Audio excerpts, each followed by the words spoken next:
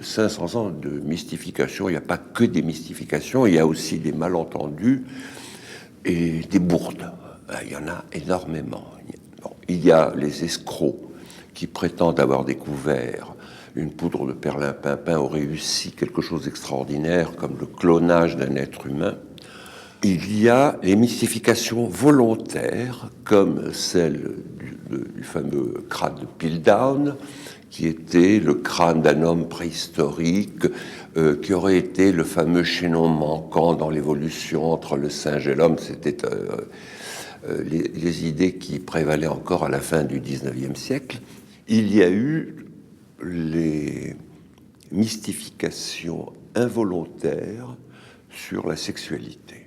Alors là, grand ciel, c'est un des chapitres les plus longs du livre.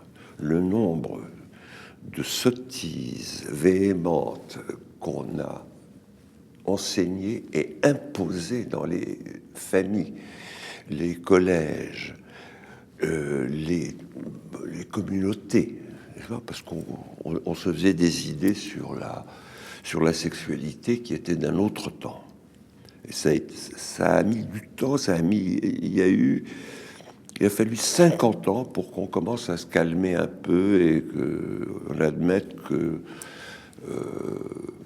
certaines pratiques qui sont déplorables ne rendaient pas fou et ne menaient pas au suicide.